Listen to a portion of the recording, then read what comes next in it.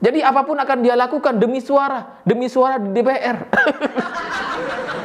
Karena kalau Fadlizon nggak jadi anggota DPR, mau jadi apa? Mau jadi apa coba?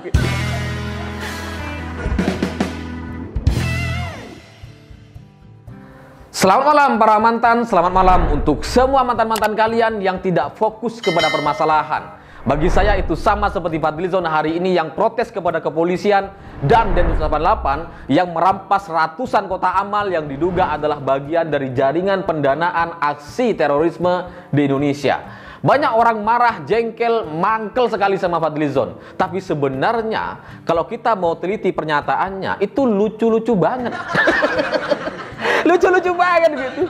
Jadi mari kita bahas satu persatu karena nampaknya banyak orang yang nggak nyadar gitu. Pertama, Fadlizon bertanya, ini tiap hari ada penangkapan teroris. Ini sebenarnya mau nyerang siapa? Apa yang mau diserang? Kata Fadlizon. Bagi saya pertanyaan ini adalah pertanyaan yang tidak patut untuk ditanyakan karena kita semua sudah tahu jawabannya. Di mana-mana yang namanya teroris itu pasti nyerang pemerintah, nyerang aparat, menimbulkan ketakutan di tengah-tengah masyarakat. Nah ini Fadlizon masih nanya. Padahal anggota dewan yang terhormat. Kan repot kita nilainya gitu ya. Mau kita bilang bego, nggak mungkin karena masa anggota dewan bego gitu ya. Tapi kalau mau kita bilang pinter kok lebih mustahil lagi. Lalu Fadlizon juga bertanya katanya, di luar negeri penanganan aksi teroris di luar negeri itu jelas ada kehendaknya, ada tujuannya. Nah di Indonesia yang dilawan malah kotak amal. Bagi saya ini juga sangat-sangat lucu sekali karena nggak sebanding. Di luar negeri kan nggak ada kotak amal. Ya masa polisi luar negeri mau merampas kotak amal, lawang nggak ada gitu ya. Itu jadi mirip FPI yang ngebakar bendera PKI. Settingan pasti. Nah di Indonesia kotak amal itu menjamur ada di mana-mana. Di semua toko yang kita datangi itu minimal ada 3 rasanya gitu. Kalau satu kayaknya itu toko kurang terkenal gitu ya. Minimal 3 tuh jejer, ada yang 5 kadang gitu. Nah kota-kota amal ini dimanfaatkan untuk pendanaan aksi terorisme. Dan saya percaya karena jangankan aksi terorisme yang digunakan untuk memperkaya diri orang-orang sendiri itu banyak sekali yang dilakukan untuk penipuan, banyak banget. Nah kalau Fadlizon nggak percaya lalu kemudian mempermasalahkan kotak amalnya, ya sekali-kali lah turun ke lapangan, coba sekali-kali belanja di toko-toko masyarakat, toko-toko rakyat gitu, banyak banget. Nah toko-toko ini kalau mau nolak mereka yang mau naruh kotak amal nggak berani. Kenapa? Karena mereka diancam sama mereka, diancam neraka atau diancam kekerasan. Makanya dibiarin aja daripada ribut katanya. Nah sebenarnya yang dirampas atau ditertibkan oleh kepolisian itu bukan kotak amalnya, tapi pendanaannya. Yang dibersihkan adalah pendanaannya yang digunakan untuk aksi-aksi terorisme di Indonesia. Tapi Fadlizon hanya fokus kepada kotak amalnya. Itu kan jadi ibarat mantan kita gitu ya. Ngelihat kita pakai motor udah langsung nggak mau. Padahal di rumah berjejer tuh mobil-mobil bagus gitu ya. Cuma kebetulan waktu itu lagi naik motor. Selain itu Fadlizon juga bilang bahwa narasi-narasi seperti ini sudah tidak dipercayai oleh rakyat. Karena ini menimbulkan Islamfobia katanya. Bagi saya ya mari disurvei saja. Sebenarnya kalau kita mau lihat faktanya di Indonesia yang protes terhadap kepolisian dan Densus 88 ya cuma 2 orang. Fadlizon sama Anwar Abbas MUI. Yang lain nggak ada.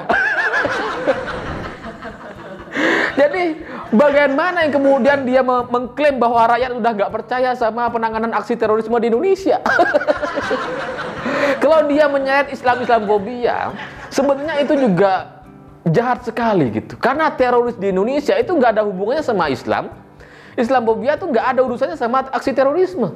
Aksi terorisme itu ya teroris berdiri sendiri gitu. Cuma memanfaatkan agama Islam, memanfaatkan ajaran-ajaran agama Islam. Sama seperti kotak amal tadi.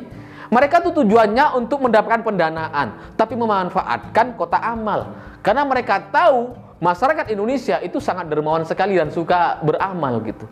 Nah, Fadlizon cuma fokus kepada mengaitkan kepada Islamfobia. Kan jahat gitu ya. Nggak ada hubungannya Islam sama teroris, nggak ada.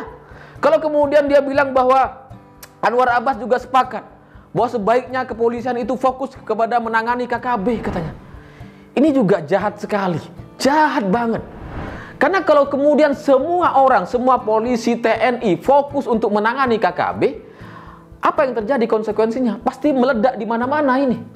Aksi terorisme pasti ada terjadi di mana-mana karena semuanya ngumpul di Papua. Nah, pertanyaannya, apa tujuan Fadlizon dan Anwar Abbas meminta agar semuanya fokus kepada KKB? Apakah mereka benar-benar adalah bagian dari teroris ini atau bagaimana? Gitu. Karena lucu banget kalau bilang nggak tahu mereka. KKB di Papua itu juga sudah diproses. Mulai bulan Juni misalkan ada 15 orang KKB ditangkap, bulan Juli ada 5 orang ditangkap, bulan September ada juga yang ditangkap. Sampai kemarin ada TNI yang ditembak oleh KKB.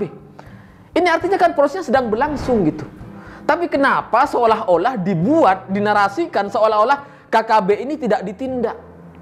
Ini kan jahat banget gitu. Tapi kalau dipikir-pikir, orang-orang kayak Fadlizon ini lucu memang gitu. Karena kalau kita mau ingat masa lalunya gitu, atau pernyataan-pernyataan dia di masa lalu, kan ada banyak pernyataan dia bahwa katanya di Indonesia ini sudah nggak ada teroris. Di Indonesia ini sebenarnya nggak ada teroris, kata Fadlizon. Padahal aksi-aksi terorisme di Indonesia ada banyak. Ada di Surabaya, Makassar, Jakarta, Kampung Melayu, banyak banget. Selama bertahun-tahun terus terjadi gitu. Tapi kata Fadlizon, ini nggak ada. Tapi sebaliknya, Fadlizon justru takut kepada kebangkitan PKI yang sebenarnya nggak ada orang ngaku PKI dan nggak ada orang yang nyerang atas nama PKI. Nggak ada. Coba kita tanya orang-orang yang melakukan penyerangan terhadap kepolisian atau masyarakat gitu. Itu pasti ya aksi jaringan teroris internasional. Tapi Fadlizon malah lebih takut kepada PKI. Karena aneh gitu. Jadi memang berita ini sudah 3 hari yang lalu dan saya coba merenung gitu. Sebenarnya apa yang terjadi kepada Fadlizon ini gitu. Kenapa dia sampai mengeluarkan pernyataan-pernyataan yang sangat lucu kayak gini dan gila sekali gitu. Gak mungkin kita bisa keterima gitu. Karena berlawanan sekali dengan kenyataannya. Setelah saya coba cari tahu dengan banyak referensi berita yang berkaitan dengan Fadlizon gitu ya. Setelah itu muncul satu pernyataan dari Fahri Hamzah yang merupakan kawan baik dari Fadlizon. Menurut Fahri, bos atau tuan dari Fadlizon itu bukan Prabowo Subianto, bukan Gerindra, tapi tuannya adalah rakyat yang memilihnya. Dari sini saya seperti mendapatkan clue gitu, karena Fadlizon maju sebagai anggota DPR RI itu daerah pemilihannya Bogor, markas FPI, Megabendung. Jadi ini menjadi logis gitu kenapa Fadlizon sangat membela sekali aksi terorisme atau orang-orang FPI di Indonesia. Karena ya kalau Fadlizon nggak ngebelain gitu ya, dia terancam nggak dapat suara di Bogor. Yang mayoritasnya emang pembela FPI dan memang markasnya FPI di sana gitu. Makanya kemudian wajar kalau kemudian Fadlizon ini membela FPI, membela aksi terorisme, anti terhadap Densus 88, samalah seperti FPI gitu. Jadi bisa disimpulkan sebenarnya Fadlizon ini sedang menjadi lidah atau juru bicara FPI dan orang-orang yang anti terhadap Densus 88.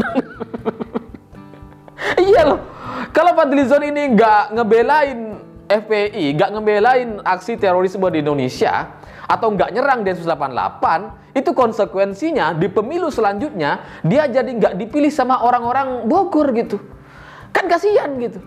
Fadlizon udah jadi anggota DPR aja nggak terhormat, apalagi nggak jadi apa-apa. Wah, bisa dikerjain orang itu. Mobilnya bisa dikempes-kempesin terus sama orang gitu. Jadi dalam kesimpulan saya, kenapa Fadlizon sangat brutal sekali membantah atau melawan Densus 88, ya sebenarnya dia demi kepentingan dirinya pribadi. Dia nggak pedulilah dengan Indonesia atau apapun itu. Karena ini menyangkut tunjangan DPR, menyangkut gaji yang cukup nyaman, posisi yang cukup terhormat gitu ya. Jadi apapun akan dia lakukan demi suara di DPR. Karena kalau Fadlizon nggak jadi anggota DPR, mau jadi apa? Mau jadi apa coba? Dan selain itu, saya juga bisa maklum akhirnya gitu. Karena posisi Fadlizon ini nampaknya sangat sulit sekali gitu. Karena kalau dia nggak bilang bahwa Indonesia nggak ada teroris, atau Indonesia ini aman, teroris itu nggak ada, atau Densus 88 ini salah dan sebagainya, dia bisa-bisa mengecewakan para pemilihnya yang mayoritasnya memang pro terhadap teroris dan pro terhadap FPI. Nah ini kan bahaya gitu. Kalau pemilu selanjutnya kemudian Fadlizon datang untuk kampanye gitu, tiba-tiba mati tengah jalan kan, waduh, kasihan gitu ya. Karena kalau kita tidak pro terhadap teroris, itu biasa, mereka nggak emosi. Kenapa? Karena kita nggak punya kepentingan sama mereka. Dan kita tidak pernah meminta suara mereka, tidak pernah mendapatkan manfaat sama sekali dari mereka. Kita nggak pernah minta uang mereka, nggak pernah minta suara sama mereka. Tapi kalau Fadlizon sampai tidak membela aksi-aksi terorisme di Indonesia, wah, itu ancamannya nanti di pemilu ya itu, ancaman nyawa, ancaman nggak bisa lagi jadi anggota DPR. Jadi kasihan banget sama Fadlizon. Ya akhirnya ya kita akhirnya paham lah bahwa memang semua kondisinya sulit. Tapi kalau bagi saya, kalau saya jadi Fadlizon, saya akan terus terang akan mundur dari posisi ini. Udahlah, nggak apa-apa nggak jadi anggota DPR. Yang penting negeri ini tetap bersatu, tetap aman. Karena ini penting sekali bagi Indonesia. Pemberantasan terorisme di Indonesia ini penting sekali. Karena kita sedang akan menghadapi banyak event-event internasional.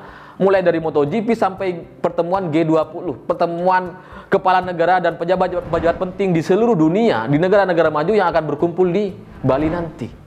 Kalau teroris-teroris ini nggak diamankan, kalau semua orang-orang ini nggak ditangkap gitu ya, ini kan kita dalam ancaman, karena ini soal marwah dan muka Indonesia di mata internasional. Tapi Fadlizon lebih mementingkan perutnya, lebih mementingkan posisinya. Itu aneh-aneh sekali gitu. Ya kalau kemudian dia, ya nggak apa-apa sebenarnya untuk orang bekerja, silahkan aja gitu. Tapi ya kok nggak ya berhenti sekali, istirahat sebentar kok nggak bisa. Lawang ini cuma demi kepentingan tahun 2022 nanti. Karena penting sekali bagi kita gitu. Kalau Fadlizon tetap memainkan narasi bahwa di Indonesia nggak ada teroris, kemudian membantah kepolisian dan menginginkan agar Densus 88 ini bubar sepenuhnya, bagi saya ya nggak apa-apa kalau ke masyarakat semua tuh paham bahwa Fadlizon sedang mengamankan dirinya, sedang main drama atau mengamankan suaranya.